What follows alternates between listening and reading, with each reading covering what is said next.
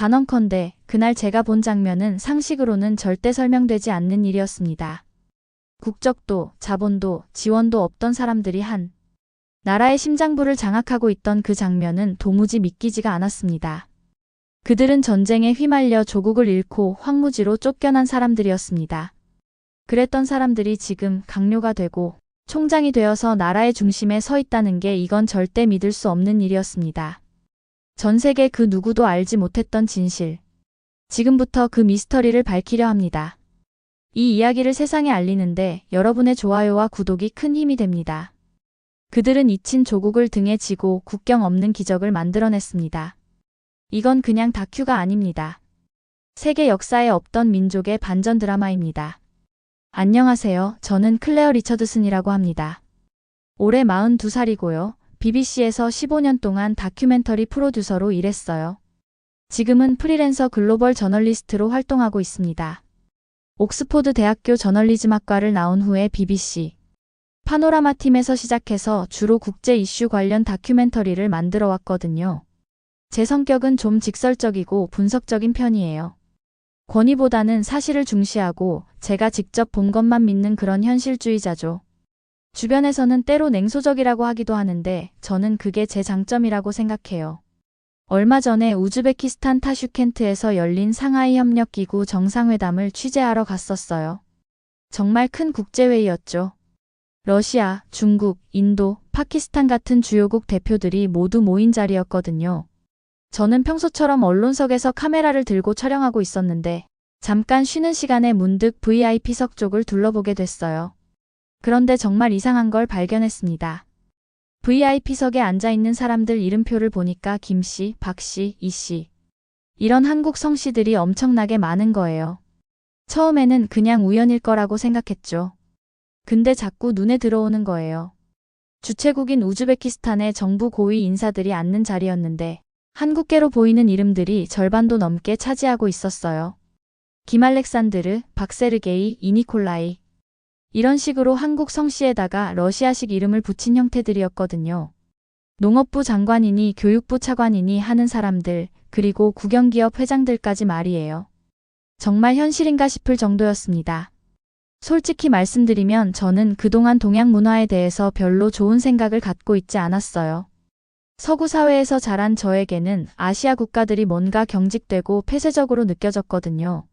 특히 한국 같은 나라는 북한 때문에 분단된 나라, 아직도 군사적 긴장 상태에 있는 곳 정도로만 알고 있었죠. 솔직히 별로 관심도 없었고 크게 기대하지도 않았던 게 사실이에요. 그런데 이 광경이 너무 신기했어요. 아니 이상하다고 해야 할까요? 도대체 왜 이 나라 최고위층에 한국계 사람들이 이렇게 많은 건지 전혀 이해가 안 됐거든요. 회의가 진행되는 내내 계속 그 생각만 했어요. 혹시 제가 뭔가 잘못 본 건 아닐까 하고 몇 번이나 다시 확인해 봤는데 아무리 봐도 맞았습니다. 회의 중간 휴식 시간에 현지 가이드로 일하던 사이라라는 친구에게 물어봤어요. 이 친구는 타슈켄트 국립대학교에서 국제관계학을 전공한 정말 똑똑한 애였거든요. 영어도 완전 유창하고 우즈베키스탄 사정을 속속들이 알고 있었어요. 이미 사흘째 함께 일하고 있었는데 정말 믿을 만한 정보원이었죠. 사이라, 궁금한 게 있는데 VIP석에 앉아있는 분들 중에 한국계가 정말 많네요. 그랬더니 사이라가 아무것도 아니라는 듯이 대답하는 거예요. 그분들은 그냥 이 나라를 움직이는 사람들이에요. 이 나라를 움직이는 사람들이라고요? 그게 도대체 무슨 의미인지 전혀 감이 안 왔어요. 한국은 여기서 수천 킬로미터나 떨어진 나라인데 어떻게 한국계 사람들이 우즈베키스탄을 움직인다는 건가요? 그 순간부터 제 머릿속에는 온통 의문투성이가 됐어요. 이건 절대 단순한 우연이 아니었거든요. 뭔가 훨씬 더 큰 이야기가 숨어 있다는 직감이 강하게 들었죠. 20년 넘게 저널리스트 일을 해오면서 키운 제 육감이 막 신호를 보내고 있었어요. 사이라가 한 말이 계속 머릿속을 맴돌았습니다. 이 나라를 움직이는 사람들이라니. 정말 그런 건가요? 만약 그게 사실이라면 도대체 어떻게 그런 일이 가능한 거죠? 그리고 한국이라는 나라에 대해서 제가 알고 있던 것들이 과연 맞는 건가요? 뭔가 불편하면서도 동시에 거부감 같은 게 밀려왔어요. 하지만 그와 동시에 정말 강한 호기심도 생겼거든요. 이 이상한 현상의 진실을 꼭 파헤쳐보고 싶다는 생각이 들었죠. 그래서 그 자리에서 바로 결심했습니다. 이 이야기를 다큐멘터리로 만들어 보자고 말이에요. 회의장을 나서면서 저는 이미 머릿속으로 기획안을 짜고 있었어요. 과연 이런 현상이 우즈베키스탄에만 있는 일일까요? 다른 중앙아시아 국가들은 어떨까요? 그리고 정말로 한국계 사람들이 이 지역을 움직이고 있다면 그 이유는 도대체 뭘까요? 질문들이 꼬리에 꼬리를 물고 계속 이어졌어요. 그리고 그 모든 질문의 중심에는 한국이 있었습니다. 제가 그동안 무시하고 별로 관심도 갖지 않았던 바로 그 나라 말이에요. 다큐멘터리를 만들기로 결심한 후에 저는 곧바로 본격적인 조사에 들어갔어요. 정말 철저하게 파헤쳐보고 싶었거든요. 우즈베키스탄 정부 공식 홈페이지부터 시작해서 각 부처 인사 정보, 주요 기업 임원진 명단까지 정말 샅샅이 뒤져봤습니다. 처음에는 그냥 호기심에서 시작한 거였는데 조사를 하면 할수록 점점 더 충격적인 사실들이 드러나기 시작했어요. 제일 먼저 인구 통계부터 확인해봤거든요. 우즈베키스탄 통계청 공식 자료를 보니까 전체 인구가 약 3,500만 명인데 그 중에서 고려인은 약 20만 명 정도였어요. 비율로 따지면 겨우 0.6%밖에 안 되는 거죠. 전체 인구의 200분의 1도 안 되는 정말 작은 숫자였습니다. 이 정도면 소수 민족 중에서도 아주 작은 비중이잖아요. 그런데 여기서부터 정말 말도 안 되는 일이 벌어져요. 각 부처 고위직 비율을 하나하나 조사해 보니까 정말 믿기 힘든 결과가 나온 거예요. 농업부 차관급 이상 인사 중에서 고려인 비율이 무려 70%였어요. 교육부는 60%, 경제부는 55%였거든요. 전체 평균을 내어보니까 각 부처 고위직 중 고려인 비율이 58%나 됐습니다. 잠깐, 이게 말이 되나요? 인구의 0.6%가 고위직의 58%를 차지한다고요? 저는 계산기를 몇 번이고 다시 두드려 봤어요. 혹시 제가 잘못 계산한 게 아닐까 해서 말이에요. 하지만 결과는 똑같았습니다. 이건 통계학적으로 절대 일어날 수 없는 일이었어요. 더 놀라운 건 농업 분야였거든요. 우즈베키스탄 최대 면화 생산 기업인 우즈코튼의 회장이 한국계였어요. 국영 농업회사 우즈아그로의 부사장도 한국계더라고요. 최대 농기계 회사인 우즈농기계의 기술이사도 한국계였습니다. 이게 우연일 확률이 얼마나 될까요? 의료 분야도 마찬가지였어요. 타슈켄트 의과대학교 병원 원장, 사마르칸트 종합병원 원장, 심지어 국립암센터 소장까지 모두 한국계였어요. 의료진 중에서도 고려인 비율이 정말 높았습니다. 이런 패턴이 우즈베키스탄 전체에 걸쳐서 나타나고 있었거든요. 교육 분야는 더욱 압도적이었어요. 타슈켄트 국립대학교 농과대학 학장, 사마르칸트 농업대학교 총장, 주요 농업연구소 소장들도 대부분 고려인이었어요. 우즈베키스탄 농업과학 아카데미 산하 연구소 10곳 중 8곳의 소장이 한국 성씨를 가지고 있었습니다.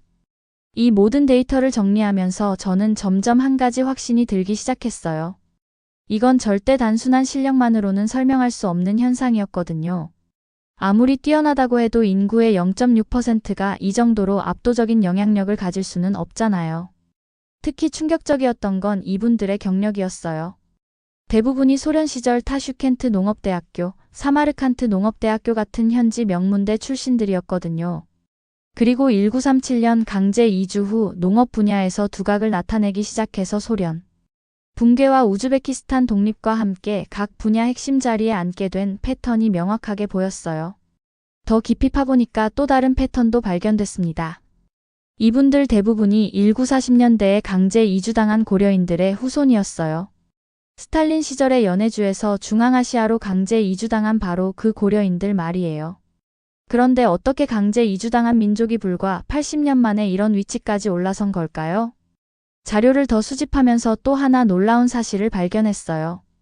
이분들의 자녀 교육에 대한 열정이 정말 대단했거든요. 우즈베키스탄 내에서 최고 성적으로 농업대학에 진학하는 학생들 중에서 고려인 비율이 40%가 넘었어요.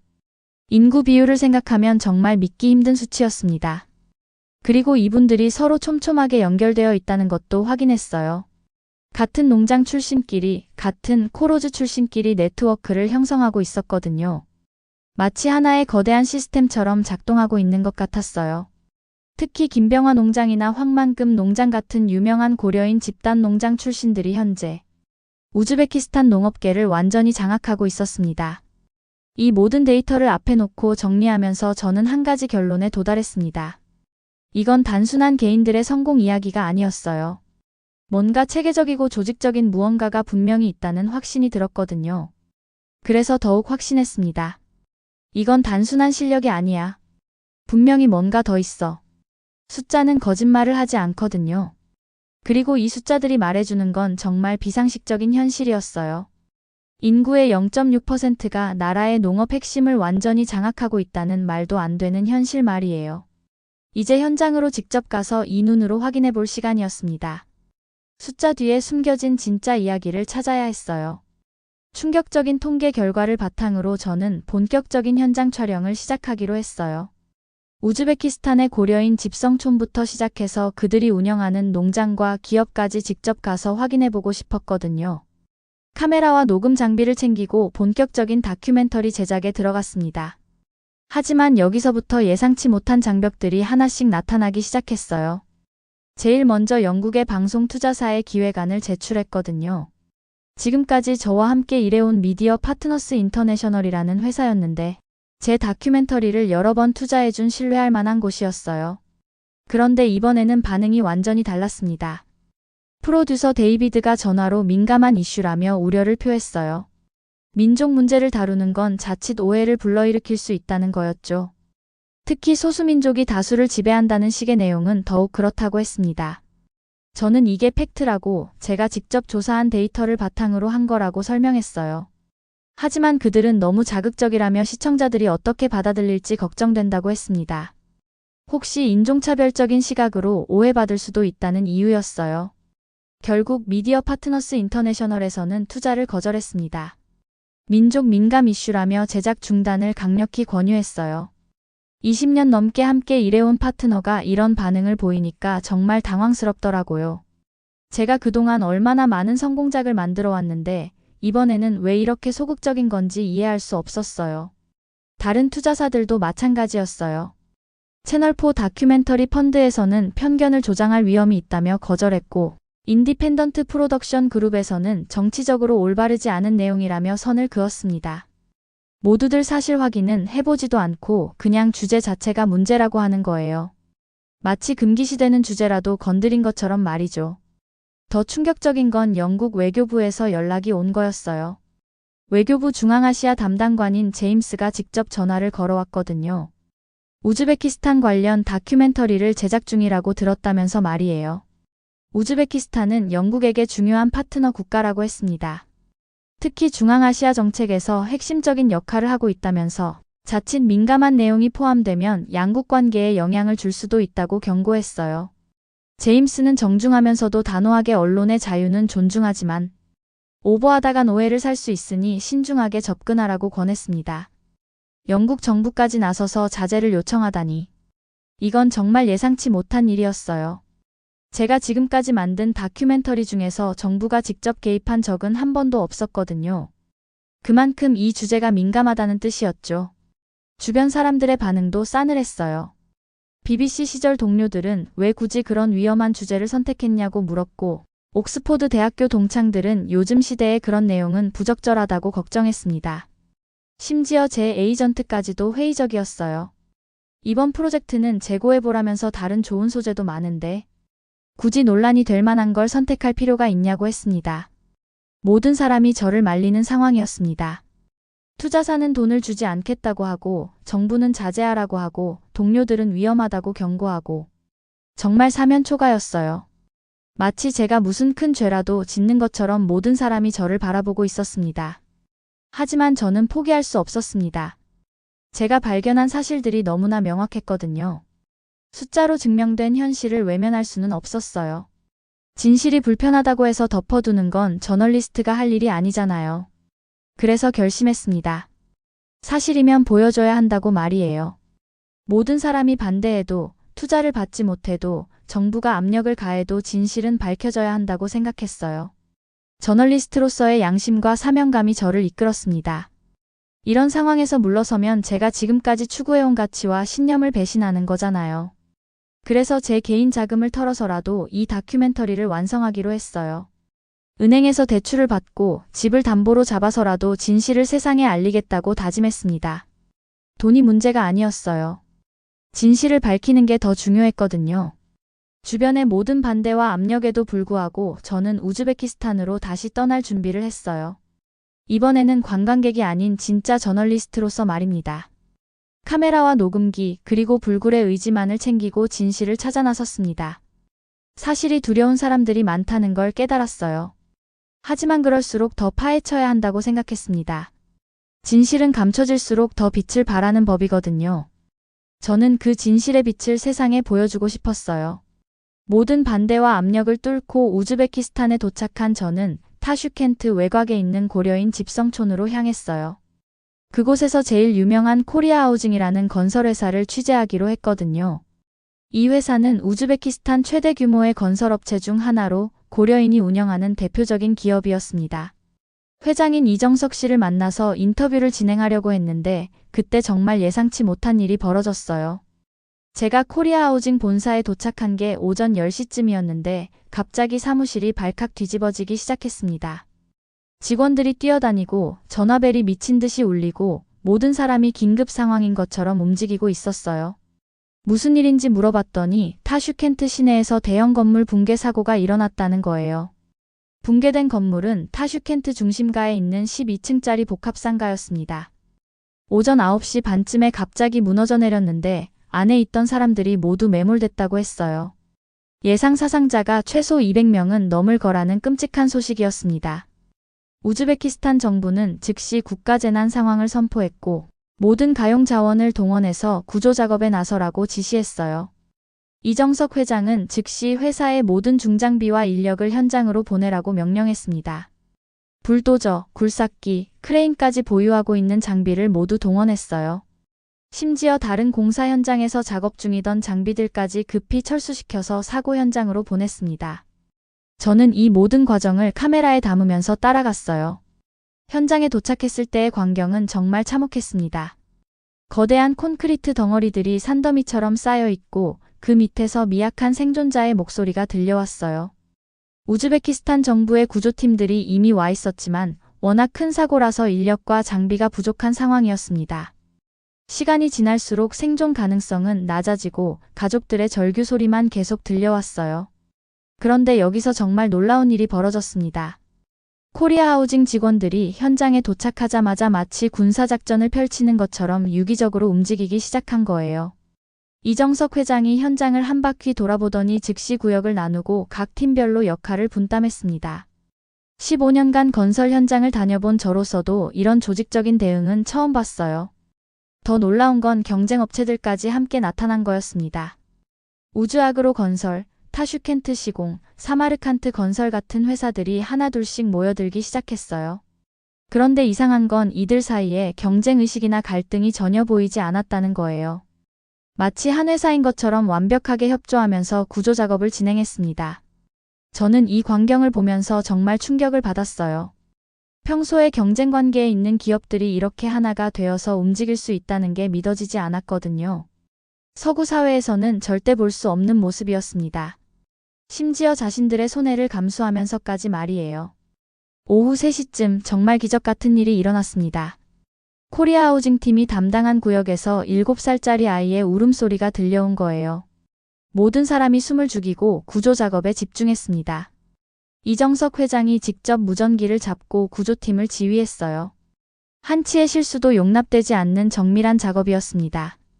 4시간에 걸친 구조 작업 끝에 아이가 무사히 구출됐습니다.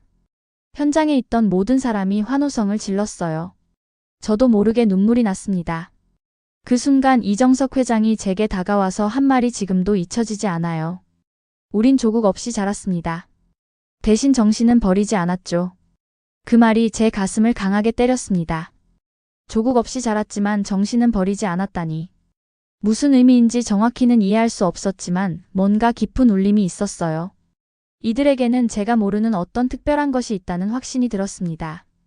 구조 작업은 밤늦게까지 계속됐어요. 총 37명의 생존자가 구출됐는데 그중 25명이 고려인 기업들이 담당한 구역에서 나왔습니다. 전문 구조팀도 놀라워할 정도의 성과였어요. 이들의 조직력과 기술력, 그리고 무엇보다 포기하지 않는 정신력이 빛을 발한 순간이었습니다. 그날 밤 호텔로 돌아와서 제가 촬영한 영상을 다시 보면서 정말 많은 생각이 들었어요. 이들이 보여준 건 단순한 기술력이나 조직력이 아니었습니다.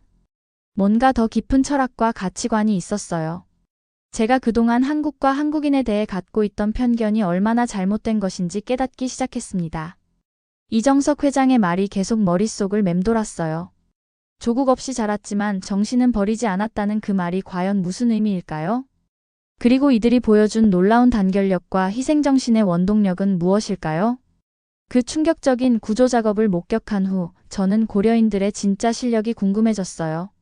단순히 운이 좋았던 건지 아니면 정말로 뛰어난 기술력을 갖고 있는 건지 확인해보고 싶었거든요. 그래서 이정석 회장에게 부탁해서 고려인들이 운영하는 주요 시설들을 견학해보기로 했습니다. 제일 먼저 찾아간 곳은 타슈켄트 외곽에 있는 김병화 농업단지였어요. 1937년 강제 이주 당시 황무지였던 곳을 개간해서 만든 거대한 농장이었는데 지금은 우즈베키스탄 최대 규모의 면화 생산 단지가 되어 있었습니다. 규모부터가 정말 압도적이었어요. 끝이 보이지 않을 정도로 넓은 면화밭이 지평선까지 펼쳐져 있었거든요. 농장 관리소장이 직접 안내를 해줬는데 그가 보여준 데이터가 정말 놀라웠습니다. 김병화 농업단지의 헥타르당 면화 생산량이 우즈베키스탄 전국 평균의 3배가 넘었어요. 심지어 세계 최고 수준인 미국이나 브라질의 대농장들과 비교해도 전혀 밀리지 않는 수치였습니다. 어떻게 이런 생산성을 낼 수 있는지 물어봤더니 관리소장이 자랑스럽게 설명해 주더라고요.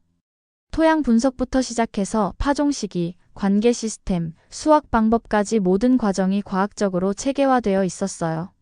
특히 물 관리 시스템은 정말 혁신적이었습니다. 우즈베키스탄은 사막 기후라서 물이 매우 귀한 나라인데 고려인들이 개발한 점적 관계 시스템은 물 사용량을 기존의 절반으로 줄이면서도 생산량은 오히려 늘렸어요. 이 기술이 너무 뛰어나서 인근 국가들에서도 벤치마킹하러 올 정도였습니다. 다음으로 찾아간 곳은 사마르칸트에 있는 고려인 의료센터였어요. 고려인 원장이 운영하는 이곳은 중앙아시아 최고 수준의 의료진과 장비를 갖추고 있었습니다. 특히 심장수술 분야에서는 러시아 모스크바나 독일 베를린에서도 인정받을 정도의 실력을 자랑했어요. 의료센터 원장이 보여준 수술 성공률 통계가 정말 놀라웠습니다. 복잡한 심장수술 성공률이 98%였어요. 이는 세계 최고 수준의 병원들과 비교해도 전혀 뒤지지 않는 수치였습니다. 더 놀라운 건 의료진의 절반 이상이 고려인이라는 사실이었어요. 의료진들이 어떻게 이런 실력을 갖게 된 건지 물어보니 원장이 설명해 주더라고요. 고려인 의료진들은 대부분 소련 시절부터 모스크바 의과대학교나 상트페테르부르크 의과대학교 같은 명문대를 졸업했다고 했어요. 그리고 끊임없는 연구와 학습을 통해 최신 의료기술을 습득하고 있었습니다. 실제로 이 병원의 의료진들은 매년 독일, 프랑스, 미국 등지로 연수를 다녀왔어요.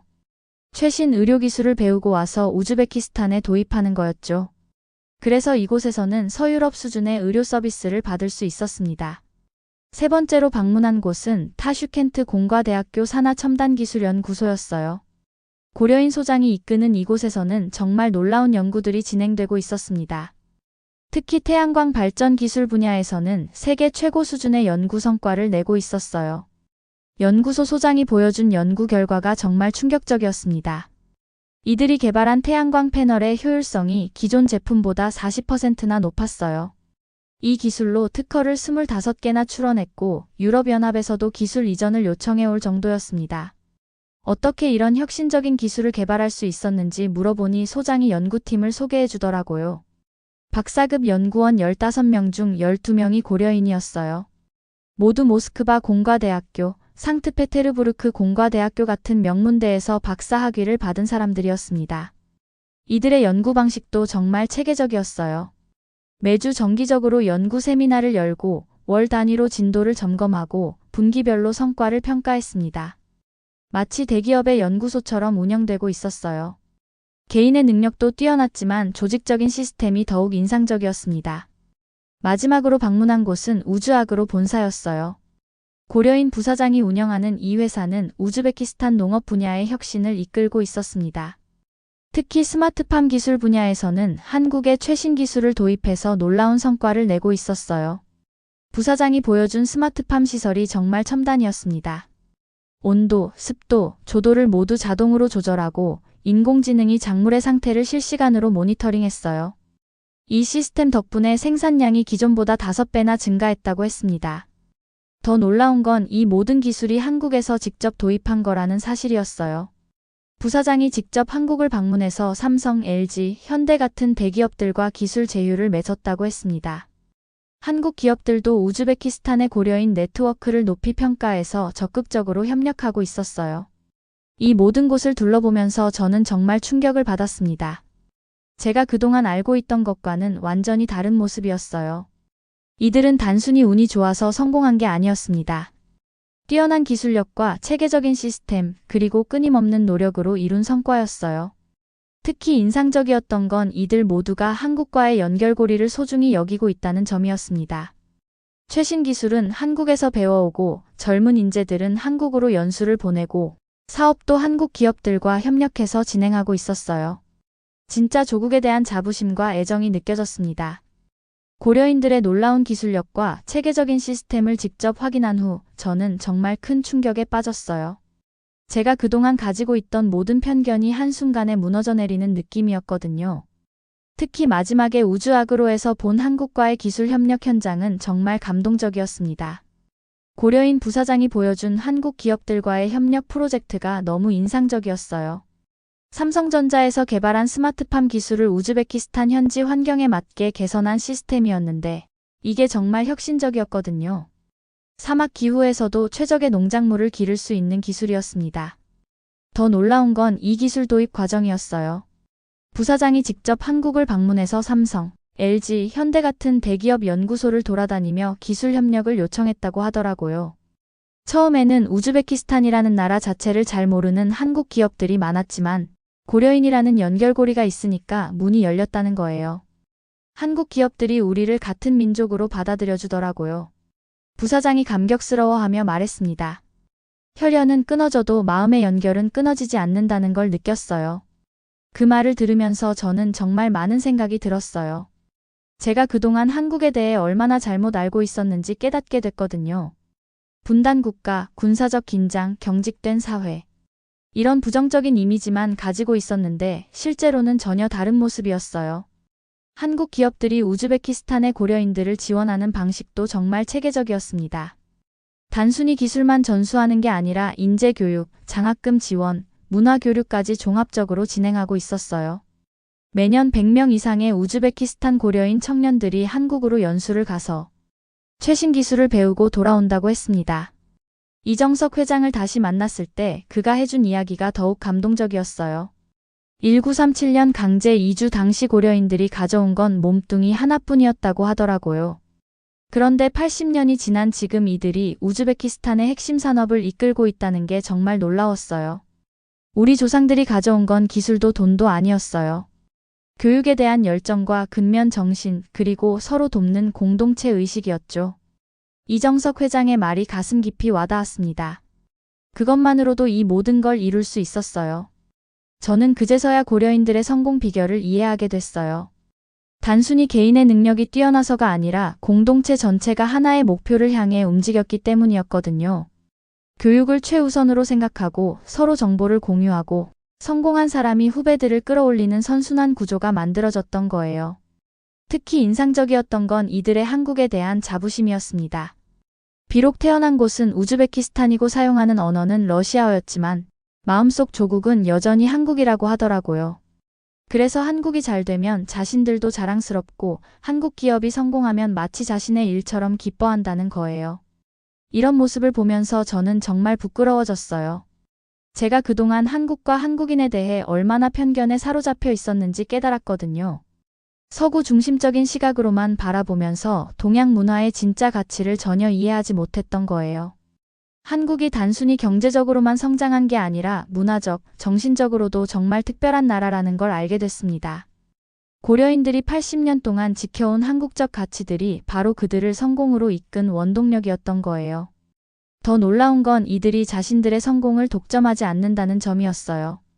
다른 민족들과도 적극적으로 협력하고 자신들이 개발한 기술을 나누어주고 우즈베키스탄 전체의 발전을 위해 기여하고 있었습니다. 이런 모습에서 진짜 리더십이 무엇인지 배웠어요. 마지막 날 이정석 회장이 제게 한 말이 지금도 잊혀지지 않습니다. 우리는 우즈베키스탄 사람입니다. 하지만 마음속 조국은 늘 한국이에요. 그 자부심이 우리를 여기까지 오게 했죠. 그 순간 저는 완전히 변했어요. 한국에 대한 제 인식이 180도 바뀌었습니다. 이제는 한국이 정말 대단한 나라라고 확신해요. 작은 나라지만 전 세계 어디서든 자신의 뿌리를 잊지 않고 살아가는 사람들을 만들어낸 나라잖아요. 고려인들을 통해 본 한국의 진짜 모습은 제가 상상했던 것보다 훨씬 더 감동적이었습니다. 이들이 보여준 건 단순한 경제적 성공이 아니라 정신적 가치의 승리였어요. 그리고 그 모든 것의 중심에는 교육과 공동체 정신, 그리고 조국에 대한 변하지 않는 사랑이 있었습니다. 고려인들의 놀라운 성공 이야기를 취재하면서 저는 한 가지 궁금한 게 생겼어요. 과연 이들을 이끄는 진짜 원동력이 무엇일까 하는 거였죠. 단순히 교육열이나 근면성만으로는 설명할 수 없는 뭔가 더 깊은 철학이 있을 것 같았거든요. 그래서 이정석 회장에게 부탁해서 고려인 공동체의 정신적 지주들을 만나보기로 했습니다. 제일 먼저 찾아간 곳은 타슈켄트 한인문화원이었어요. 이곳은 고려인들의 정신적 구심점 역할을 하는 곳이었는데 들어서자마자 가장 눈에 띄는 게 있었습니다. 바로 태극기였어요. 입구 정면에 커다란 태극기가 걸려 있고 곳곳에 작은 태극기들이 장식되어 있었습니다. 문화원장이 설명해 주기로는 이곳뿐만 아니라 고려인들이 운영하는 거의 모든 기관에 태극기가 걸려 있다고 하더라고요. 농장 사무실에도, 병원 로비에도, 학교 교실에도, 기업 회의실에도 말이에요. 80년 넘게 우즈베키스탄에서 살고 있지만 여전히 한국을 조국으로 여기고 있다는 상징이었습니다. 더 놀라운 건 직원들과의 대화였어요. 젊은 고려인 직원 하나가 제게 이런 말을 하더라고요. 저희는 이 나라 사람입니다. 하지만 마음속 조국은 늘 한국이에요. 이 말이 마치 매뉴얼처럼 반복되는 걸 보고 정말 신기했어요.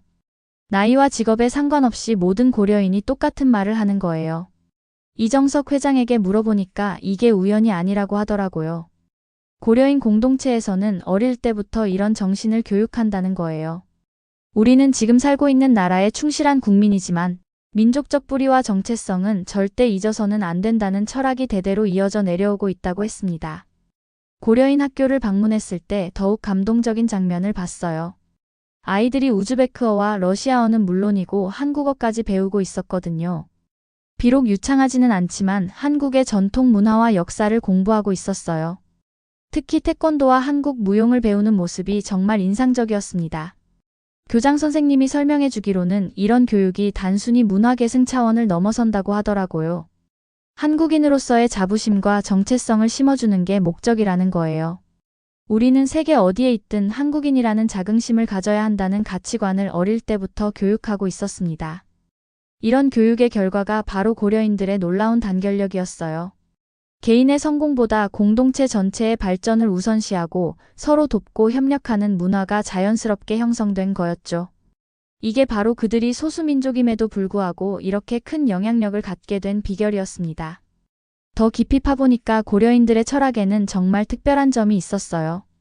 한국인의 정신이라는 게 단순히 혈통이나 출생지와 관련된 게 아니라 마음가짐과 가치관의 문제라고 생각하고 있었거든요.